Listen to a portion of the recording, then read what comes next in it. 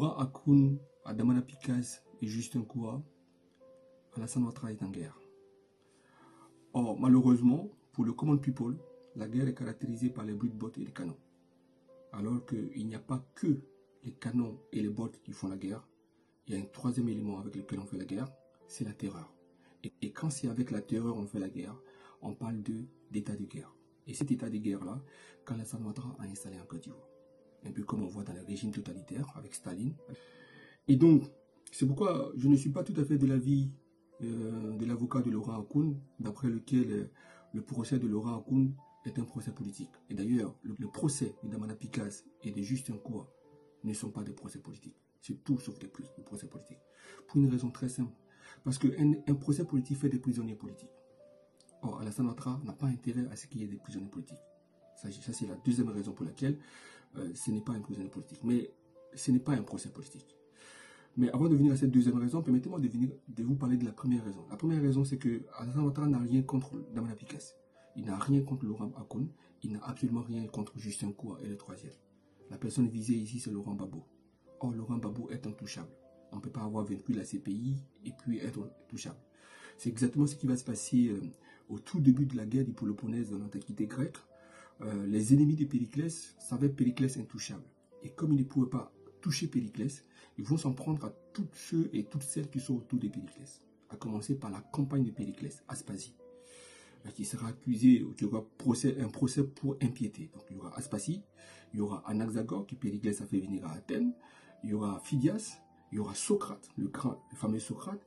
Ensuite, il y aura Alcibiade, le fameux Alcibiade, aimé de Socrate et aimé de Périclès. Il y aura Diogène d'Apollonie, il y aura Protagoras et il y aura Diagoras.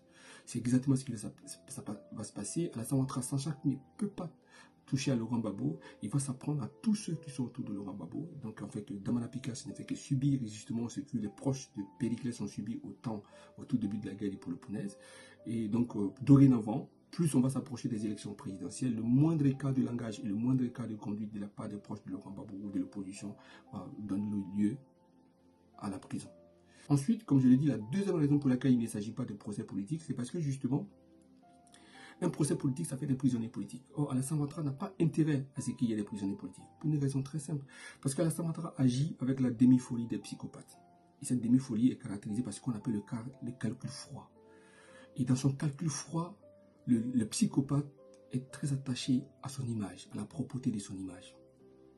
Et en mettant des prisonniers politiques, il va salir son image. C'est pourquoi Laurent Hakoun, pour ceux qui se souviennent, a été libéré au bout de 6 mois, après avoir purgé 6 mois d'emprisonnement ferme à partir du 31 août 2012, suite au rejet de son appel.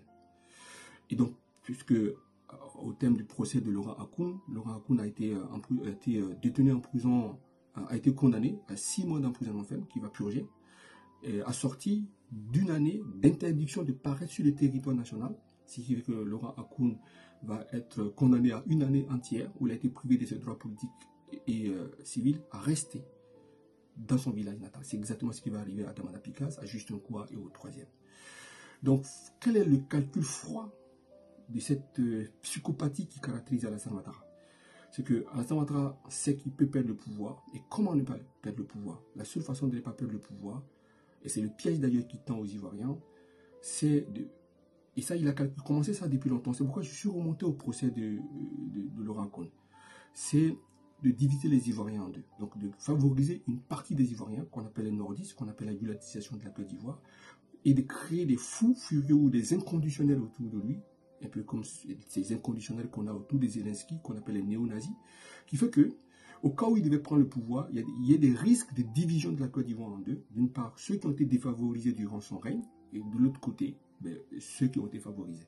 Donc le risque que court aujourd'hui la Côte d'Ivoire, avec ce qu'on voit pour ceux qui observent la Côte d'Ivoire avec de la distance, c'est le risque de la division de la Côte d'Ivoire, de la menace qui plane, par la faute, je dirais, d'Alassane Ouattara, sur l'unité de la Côte d'Ivoire.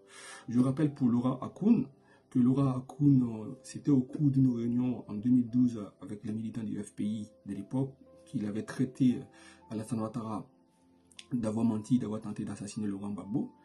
Ces propos ont été repris par la presse, ensuite considérés par le parquet d'Abidjan comme un appel à l'insurrection. C'est pourquoi il a été condamné.